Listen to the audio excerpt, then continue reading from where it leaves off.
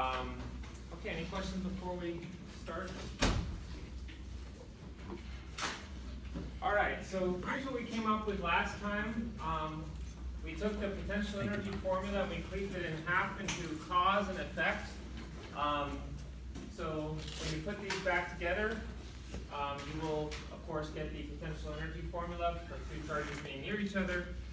And I wanted to cleave it apart before too long because this is how we generally like to do things, is try to talk about everything in terms of the middleman. And so before we go through all the rules and all the signs and all the cases and stuff like that, I wanted to get voltage out onto the table here.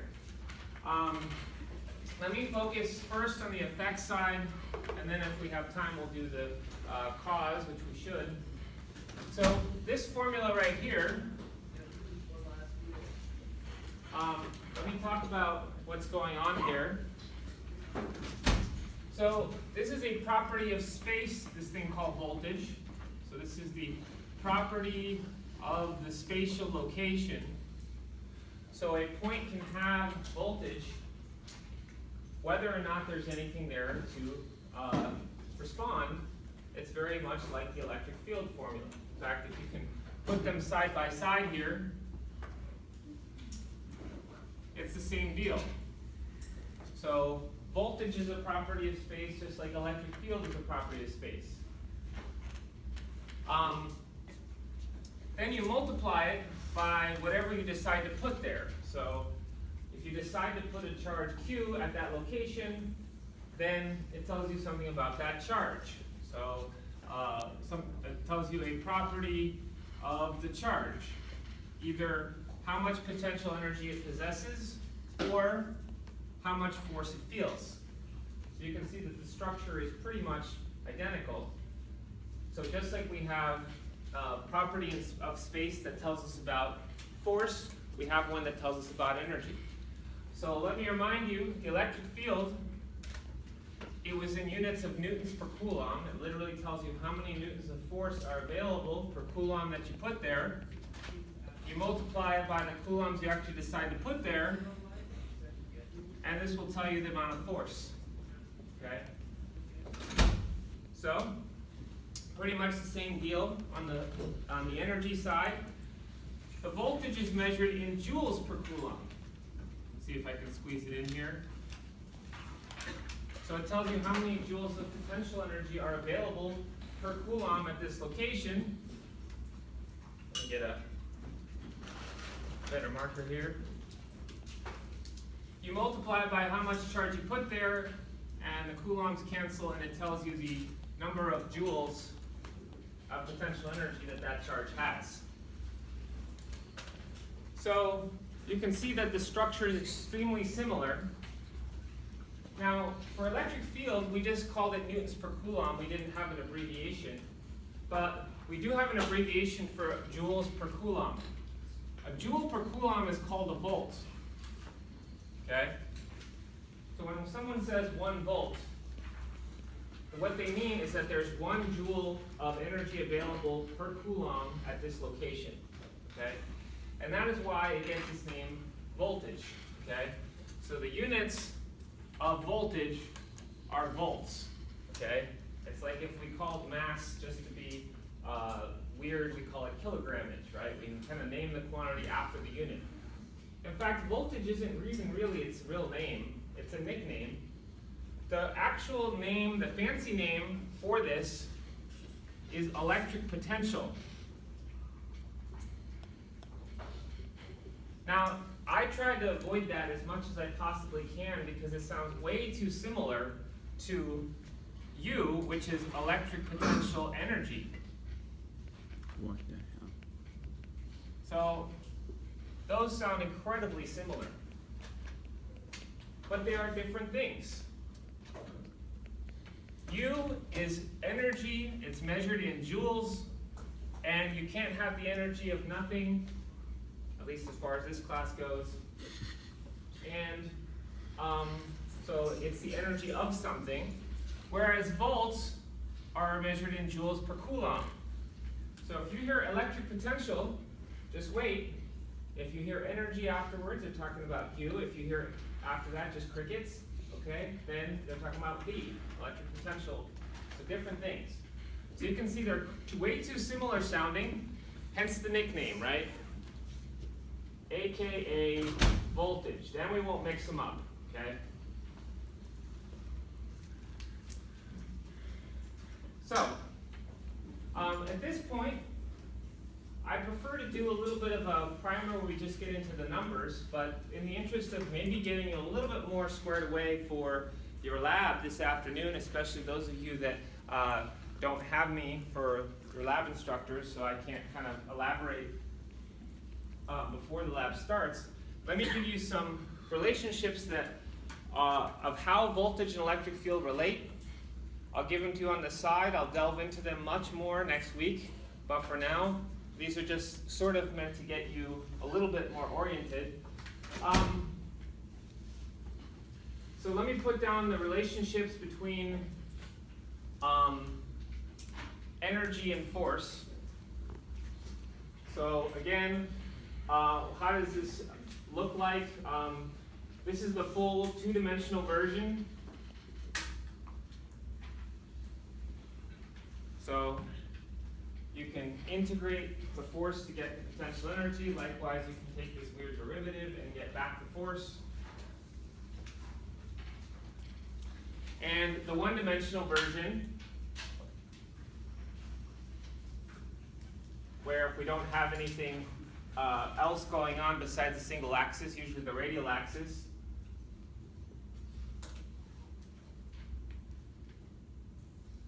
it just looks like this. So those relationships basically will tell us what the relationships are between these two. Anywhere where you see a U, you can plug in a QV. Anywhere you see an F, you can plug in a QE. Okay? So as an example, if you go over here, delta U is going to be Q delta V, and the force is going to be QE. And so the Q's cancel, and essentially the relationship between these two properties of space, electric field and voltage, is exactly the same as between force and potential energy. Let me write it again here cleanly.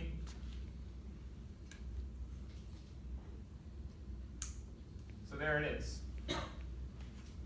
You can integrate the electric field and get the voltage change.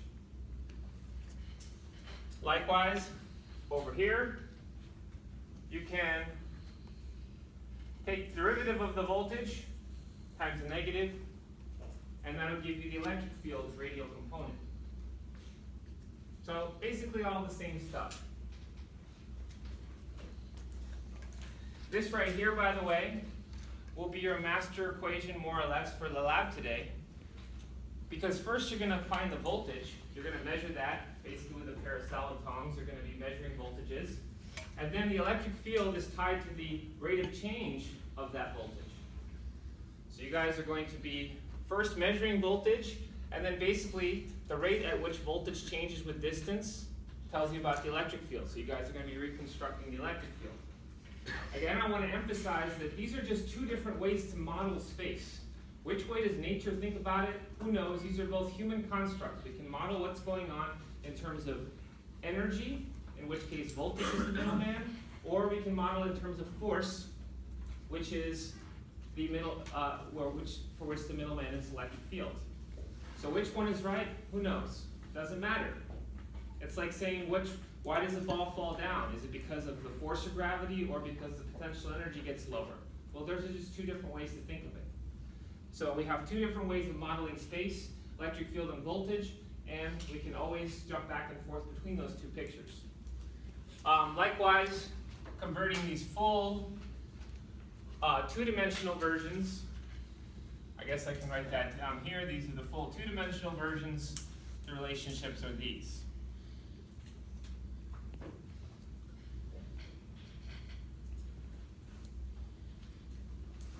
So basically all you do is you cancel off the Q's on both sides, just like I did with the one-dimensional. So this tells us that electric field points most directly towards lower voltage, okay? So just like force pointed towards lower potential energy, which way does the force of gravity point? Downward. Where's the lowest potential energy? On the floor. Same thing carries over to electric field and voltage. The electric field points most directly towards lower voltage. Okay, so that's stuff that I just kind of wanted to do as an aside. We'll come back and explore these equations in a little bit more detail later. But for right now, I want to kind of ease in and get comfortable with this equation. This equation doesn't have any absolute values, so there's possibilities for all of these quantities to be negative. And so we want to carefully go through the cases and make sure we understand what is happening. So I'm going to forget about the cause right now. I'm going to assume that the voltage at a given point in space is just handed to you. I'm going to hand you some values, and we'll go through the cases and see how charges like to move. Okay, let's do it.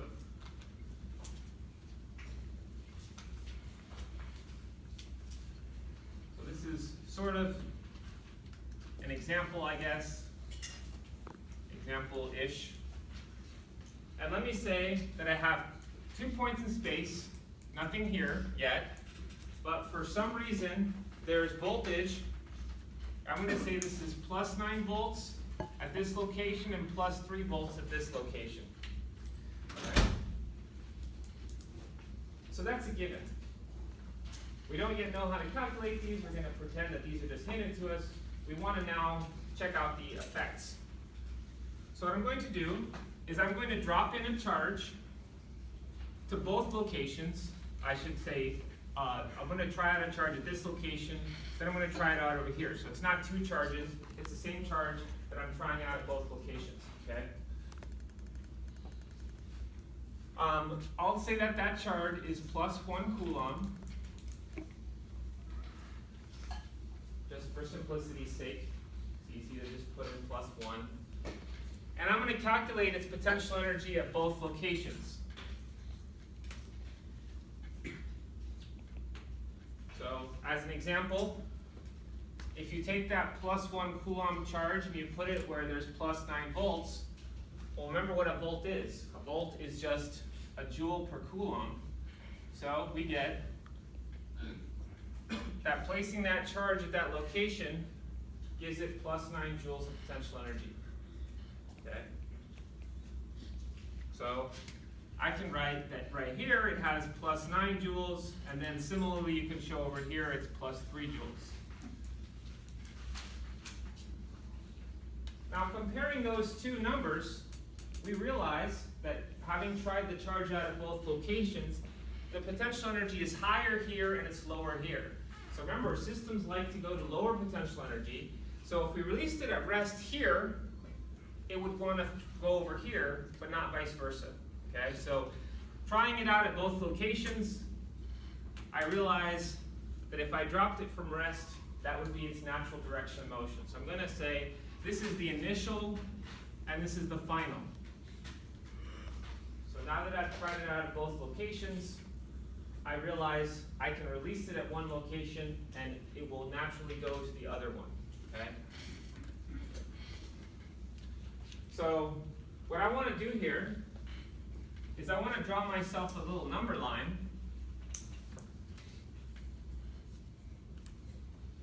of potential energy. And the reason I'm drawing it vertically is because I think our most familiar potential energy form is gravity, right? Everyone can remember that this is higher, this is lower, right? So if I draw it vertically, it kind of naturally inclines me to realize that if I'm higher, I'm up, I have higher potential energy, and if I'm lower, I'm lower, right? So what we realize is that all systems seek lower potential energy.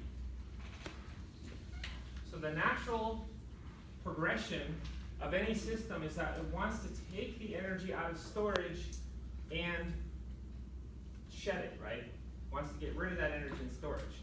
In fact, we of course, in the force picture, remember, force always points towards lower potential energy. So that will be the natural progression of why things tend to go down on this number line. You can think of it in terms of it's being forced that way, or you can think of it as the systems naturally just want to go to lower potential energy.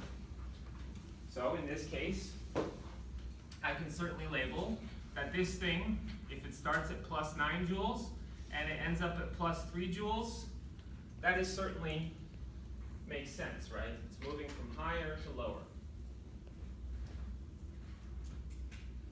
Now, just for full disclosure, it's not that you can't reverse this, but it's a temporary thing, right? Just because I drop a ball from rest and it falls down, it doesn't mean I can't get a ball to fall up, to go upward. I can do that, right? But that's only going to happen because I gave it an initial throw, and so that initial inertia is going to mean that it can go up for a bit before the force is able to turn around and take it back down, right? So I'm not trying to say that you can never go to higher potential energy. You can, but it's, of course, just a temporary thing. Then you will tend to go back down on this number line, right?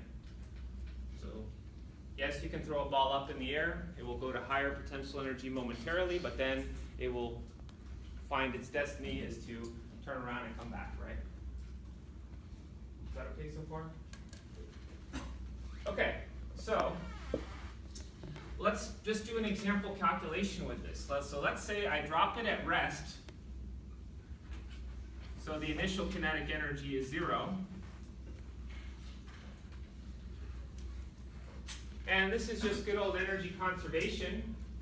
It's always good to start with the master energy equation. But in this case, of course, we have not yet introduced that there would be any friction or anything like that. This is going, we're assuming this charge is freely flying through space. And so we have that the kinetic energy and potential energy has to all be there at the end. So this is very similar to your roller coaster problems and sliding down things, physics 1 stuff, okay? Now, I guess I can just take a look at the numbers real quick and just do this by inspection. This is 0, so you started at rest, you dropped it at rest. It had plus 9 joules of potential energy at the end, but due to its voltage where it ends up being, there's only 3 joules. So by inspection, how much is the kinetic energy at the end? 6. 6. So if you got 6 joules out of the potential, it appears in the kinetic if it has nowhere else to go. So that's the final kinetic energy, 6 joules. And if I were to give you the mass, for instance, you could calculate what is the final speed, right? So for instance, if I gave you that the mass is 1 kilogram, you could solve 1/2 mv final squared is 6 joules, and you could get the final speed, right? Mm-hmm.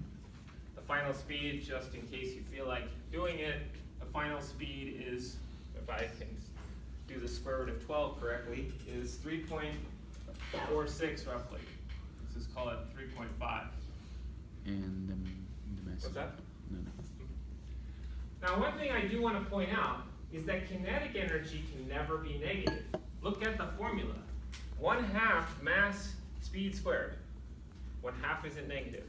Mass is never negative. Speed isn't negative, and squared is definitely negative, never negative, right? So you have done something wrong if your kinetic energy comes out negative. Okay? So kinetic energy, I'll put it somewhere over here. Kinetic energy is positive always. If you have gotten that it's negative by accident, something has gone wrong, go back and check, don't just ignore it, okay? Now that's in contrast to the potential energy, which we will find out can be plus or minus, and that's totally fine. It isn't in this first case, I just wanted to get us warmed up, but in this case, there's nothing terribly tricky yet, but I do want to give you the heads up that the potential energy, while it is positive in this case, it can be negative. That's okay. It's only kinetic energy that can never be negative. So this is more or less very similar to a roller coaster loop-de-loop problem, right? You guys did this kind of thing in physics 1. So you went from one height and to another height, and you could figure out if you lost so and so much potential energy. Remember MGH, good old MGH? Yes, sir. Well, now instead of MGH, it's QV. Okay? So you do the same thing. In fact, I should point out, as you did this roller coaster loop-de-loop, it wasn't actually important that the force or acceleration was constant. The force and acceleration do not have to be constant at all through this trajectory. That's the beauty of the energy method. Likewise over here, who knows what happened in between? The voltage didn't have to decrease linearly from 9 to 3. It could have gone down, then back up, then back down, just like this roller coaster loop-de-loop goes down, then back up. The only thing that can't happen is if I release something from rest, you guys probably know it can't climb a hill all by itself, right? Well, the voltage can't be 1,000,000 volts in between. It would never be able to get here, right? So that would be the equivalent of going up first when you have no energy to trade for. Was there a question over here? Yeah. So the charge would not be stopping at 3 volts, right? It would come to rest there, it would go until it reaches 0 potential energy? Right, so this is just my final, but you're absolutely right. It's built up this speed. At this point, it's going 3.5 meters per second, so it's not going to stop at all there. Who knows what comes next, but that's the end of our concern, right? So you're saying that it can be 9 volts between them, or it's impossible to be 9 volts back again? It could be, well, it would stop there, right? Because if any place where it's 9 volts, it has to also be at rest. Okay. So it would have to get stuck there. You're right. It would be like the equivalent of if I had a roller coaster, I released something from rest, and then it had a hill that was exactly the same height, then it's going to have to stop. So one thing that has to happen, it doesn't really matter what the path is, It's- but you have to have that the voltage is less than 9 for every other point until you get to the final destination. It can even go down first, it can go like a small hill, then a big hill, all that stuff. The only thing that's important is that less it than- doesn't, it's less than the initial height, only because it started at rest. Which means that if it goes back to that same voltage, it has to go to rest again, and that's gonna get stuck there, right? Yes, sir. Well, I shouldn't even say stuck, it would come, it may or may not, come back, right? So, we'll get into all this stuff later. So, that right there, what we found there, this is a positive charge, and a positive charge, in order to get to lower potential energy, also goes to lower voltage, right? So I'm going to put down here, positive charges seek lower voltage.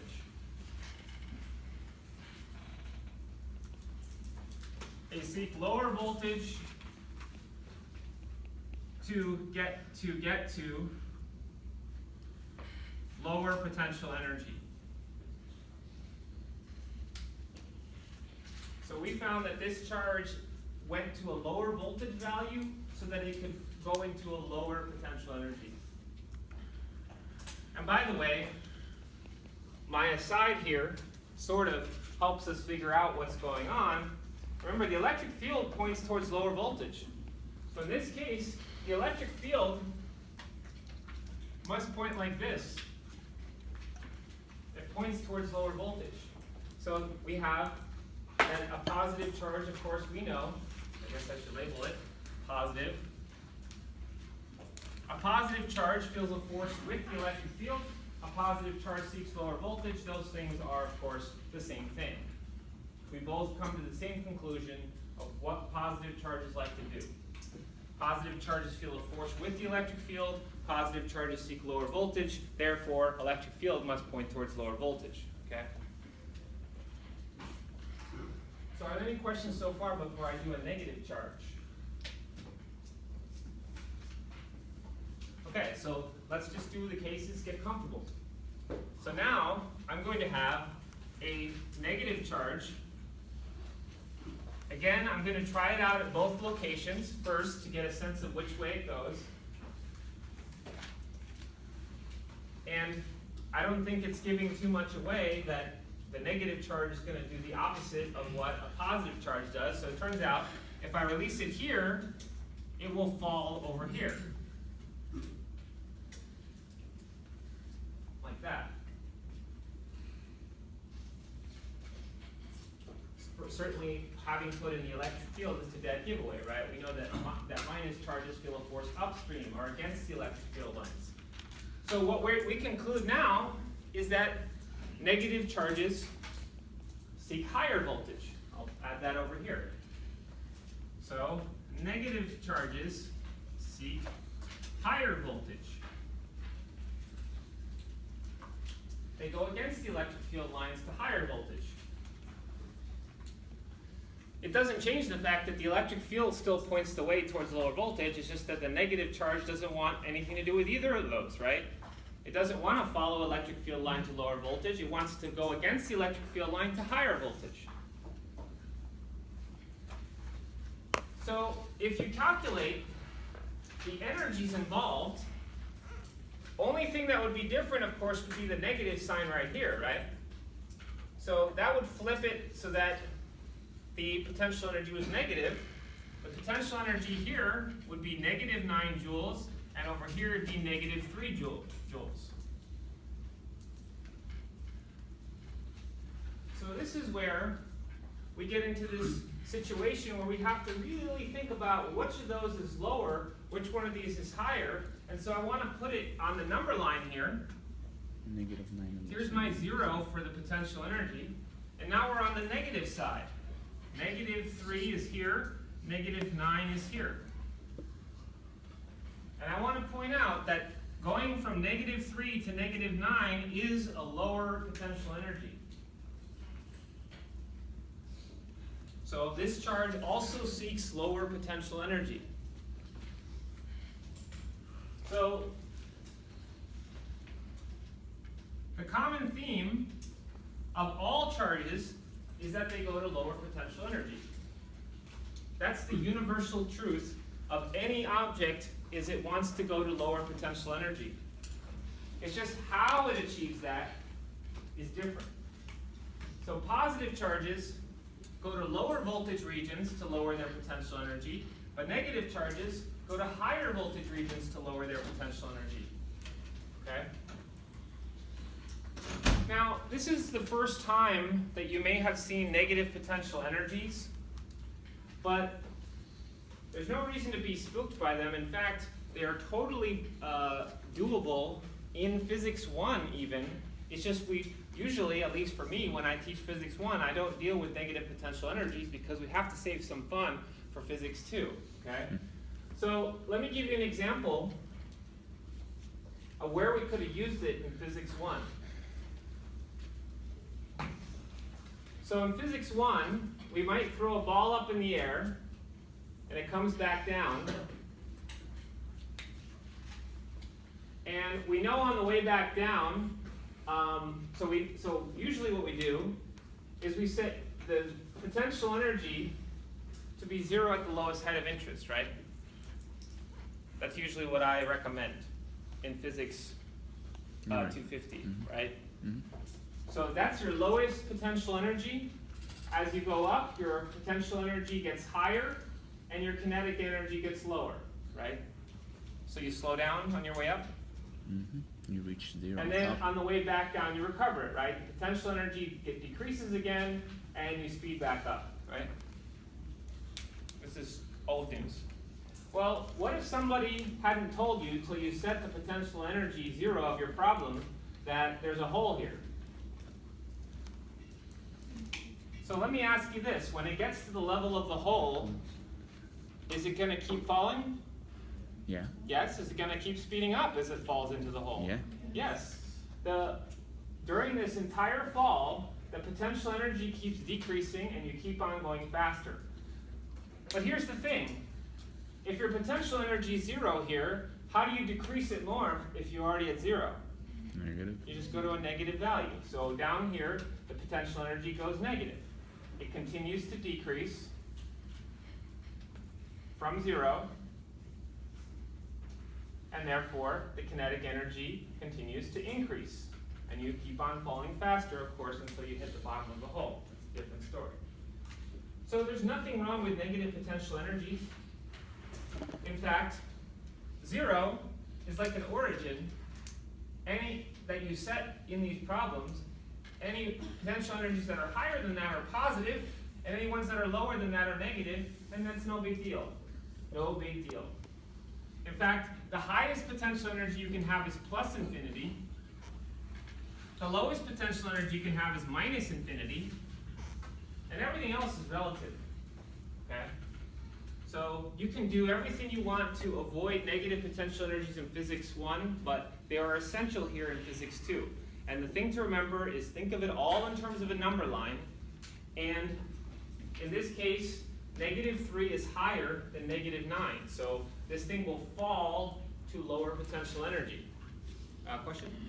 What we're talking about charges, right? Over Yes. here, and when it comes to normal potential energy, there's the floor to stop them, or like, but they're eventually like they can get down. What prevents charges from all seeking one direction in the world, which is negative infinity?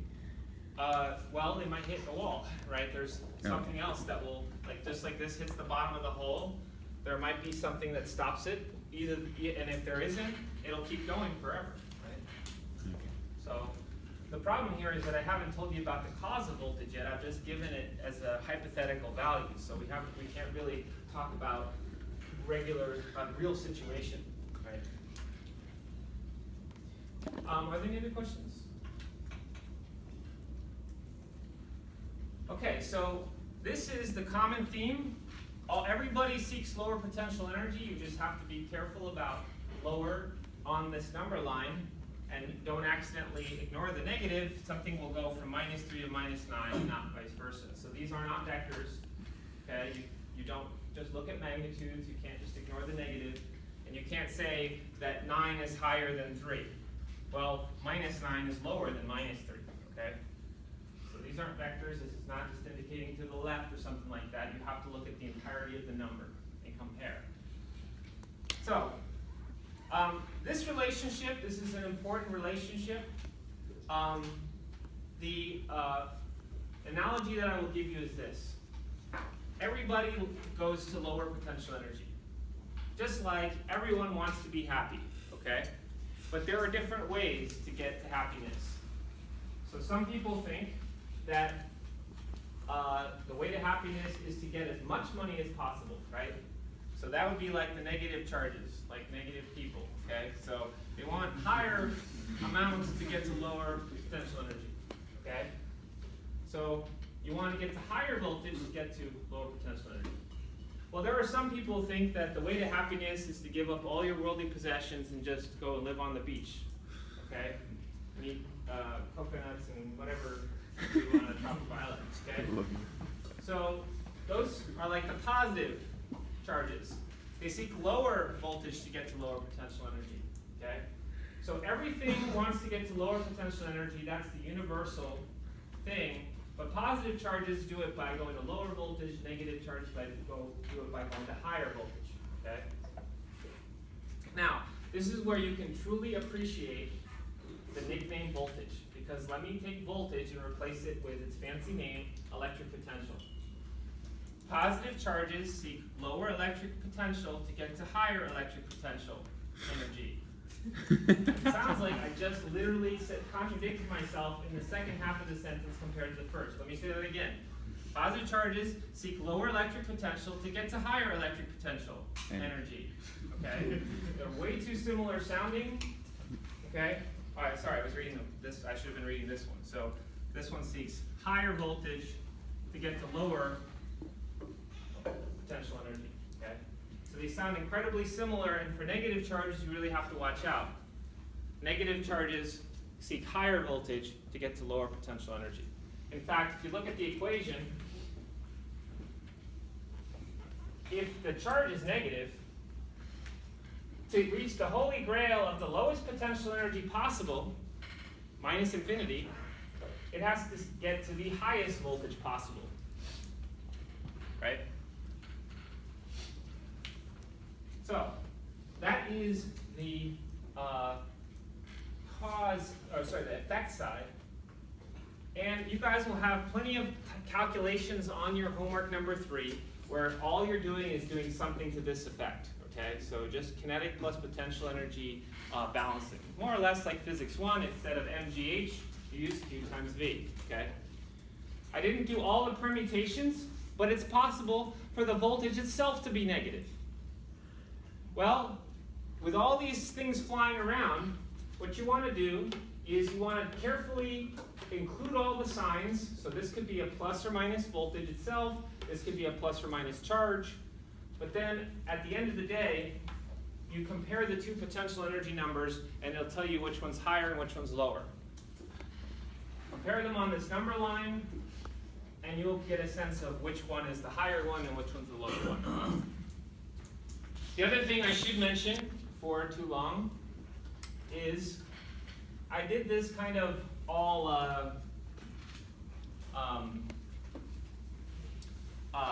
not symbolically, but as usual, when you do something symbolically, you notice things that you might not have noticed otherwise. So, just for example, let's plug in my initial kinetic energy is 0, but then I'm going to leave everything here symbolically. Put in my equation for potential energy. When you do this, be really careful. You have two V's. Lowercase v, speed. Uppercase V, voltage. Okay? Some people like to put little wingtips on their capital V's to make them distinguishable. Okay? I'm just going to draw my big V's comically large, okay, in comparison.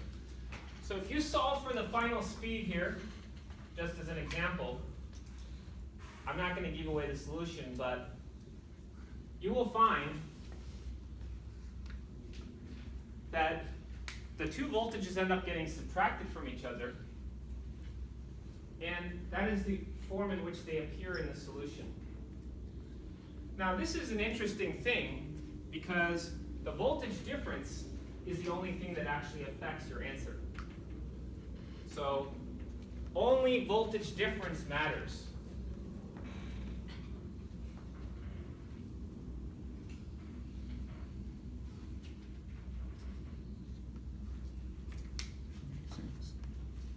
So my solution would not have changed at all if I scaled both voltages by some constant.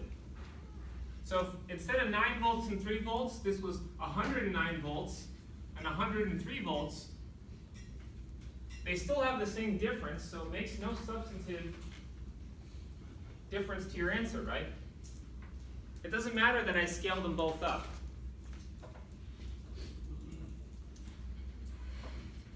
To give you an analogy, when you have a hillside and you want to know how much, say, a block speeds up when it slides down, what you need to know is the height difference, right? Does it really matter if you're doing this, in Denver and this is a mile-high elevation, right? And you have some sort of huge constant underneath? It doesn't matter, right? It's irrelevant. Differences matter. The difference in heights matter. So, the voltage, the reason I bring this up is that only the voltage difference actually ends up mattering. That's going to play a huge role in our later homeworks. So in homework 3, you're going to be assigning voltages to particular locations. And you're going to get very used to doing that. The voltage here is this, the voltage here is this. Later on we'll be like, well, that was kind of silly. Let's just say the voltage difference between here and here is something. Okay? In fact, the device I have to give you today to measure voltage, it doesn't just have a single wire coming out of it, where you can touch it somewhere and it tells you the voltage. It has 2 wires coming out of it. And what it tells you, when you put one wire over here and one wire over here, it tells you how much is the voltage difference between them. That's the only thing that matters. Okay? So anytime you practically measure voltage, you're not really measuring voltage at a location, you're measuring the voltage difference between one location and another. Okay? So the 2 wires that come out, if you put them in 2 different places, it'll give you how different is their voltage. If if you touch them to each other, it'll always read 0. Because then, of course, there's no difference anymore, okay? So that's for later, especially for circuits, okay? So later, especially for circuits. Remember this. I'll remind you, but remember that, okay? And likewise, as we move over here to the cause side, I'll point out that there could be some constant here. There's no difference whatsoever, and we choose to set that constant to 0. In fact, we talked about that already on the potential energy side, so the same thing is true here of voltage. So notice what that does is it sort of sets an origin for this equation. So because we choose that to be 0, I don't know why I put approximately, what that does is it chooses an origin, which is that when R goes to infinity, V is 0. So it chooses for us an origin where when you're really far away from a charge, the voltage is 0. So that kind of sets the landscape for us. It kind of sets everything. I like to think of it as setting it at sea level, or we think of it as 0 elevation, right? Well, it sets us that when there's no charges around, all the charges are really far away, voltage of 0 is our baseline. One of the problems on the homework, I have your strange friend Bob who decides to choose C to be some crazy other number. And you get to work through, does it really matter? And the answer, just to give it away, no, okay? You'll find that any substantive difference in what you would measure about the situation does not get changed. Only voltage differences matter, okay? So I have you play around with that a little bit on the homework. However, the assumption, unless mentioned otherwise, is that voltage is 0 when there are no charges around. Okay, so now let's bring a charge into the picture.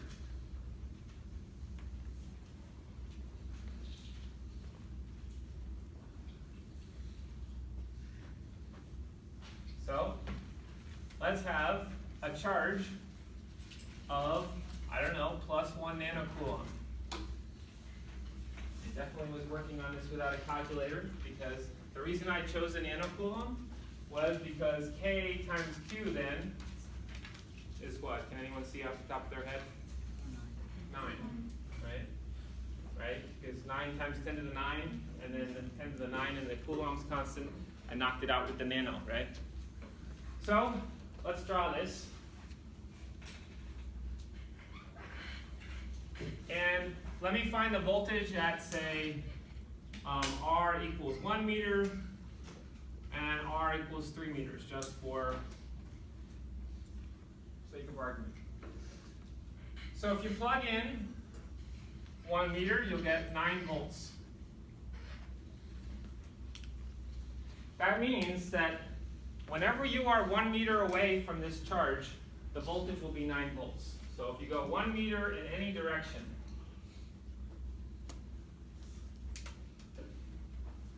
so 1 meter in any direction, only thing that matters is how far you are away. There will be a value assigned to that location due to the fact that this charge is in the vicinity, and that value is 9 volts. Now I just happen to go to the right, but if I go to this side, I'm also still 1 meter away. Whoops, I can't draw the brackets, apparently going to the left. If I go 1 meter over here, that's plus 9 volts. In fact, what I might just do is take all the locations around the charge that are 1 meter away and just connect them, like this. So everywhere on that line, the voltage is plus 9 volts. So this line is called an equipotential line, for hopefully obvious reasons. Equi, equal, potential, fancy word for voltage. This is a line of equal voltage. For full disclosure, it's actually not a line, it's actually a surface, right? Because this isn't going on in 3 dimensions. So everywhere 1 meter away, the voltage is plus 9. It looks like a line because, of course, I'm just drawing a crosscut on the board.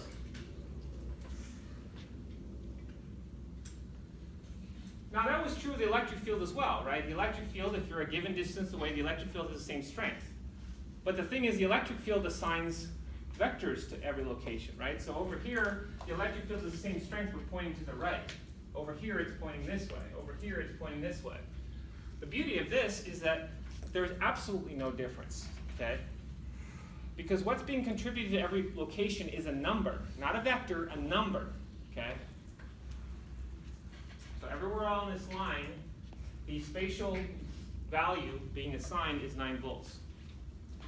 If you go ahead and you say plus 3 volts, you of course calculate over there, we can draw another equipotential. So we might draw it like this. This is the plus 3 volt equipotential. Everywhere along that line, the voltage is plus 3 volts. If you're saying, this looks familiar, it's exactly the voltage values I was using, right? From earlier. So we already discovered that a positive charge falls to lower voltage. And now, as the omniscient perspective, we can say, oh, hey, look, it's positive charge propelling. Okay, no big deal. And we say that we said that negative charges seek higher voltage. Now we can see no big deal, right? It's just opposites attracting. All we're really doing so far in the course, more or less, is taking Coulomb's law and slicing it up every which way. So can charges, first we say charges can exert a direct force. Then we make that force happen through the electric field. Then we flip it over to the energy side. We can say that charges have potential energy, or we can do it through a middleman called voltage, right? It's all the same stuff. Does that make sense? So, as far as drawing this, we have a couple different options for drawing it. One of the ways we could do is we could just draw what happens with the voltage as a function of radial distance. It just looks like this. It's 1 over r. So that just represents that if you walk away from the charge in any direction, the voltage will get lower. And because of our choice of origin, it goes eventually to 0, right? So this is basically like setting up our hillside, and then setting up our hillside to eventually terminate at sea level, v equals 0. Could we use your estranged friend Bob decide to end up in Denver and have this value be higher than 0? Sure, but what would it practically do to shift this upward? It doesn't do anything, so it's nice to just have it eventually go to 0. So the question earlier, what would happen to this eventually? Eventually it will go to 0 volts, and it would have 0 potential energy. So in this particular case, there's no hole, so to speak, right? In this particular case, the lowest potential energy is 0 because the lowest voltage is 0, okay?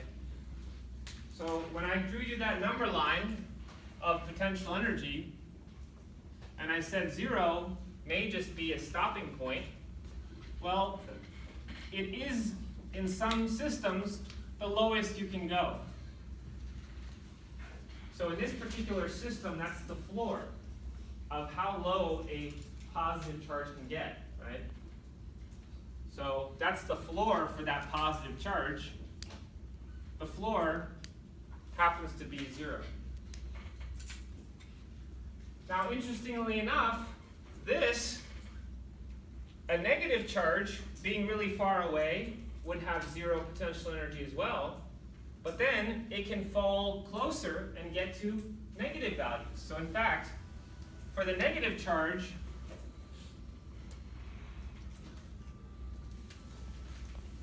one charge's floor can be another charge's ceiling. The negative charge actually can get to negative potential energies, and it will fall over here. And of course, it will fall arbitrarily close to this. Okay? So we don't worry about what happens when they bonk, okay? So don't worry about that part. So this, I know this can all get confusing. That's why you want to remember that the lower potential energy we get to, the better. And sometimes one charge's floor, of the lowest it can get, is another charge's ceiling. So we'll get into all of this stuff more in a week.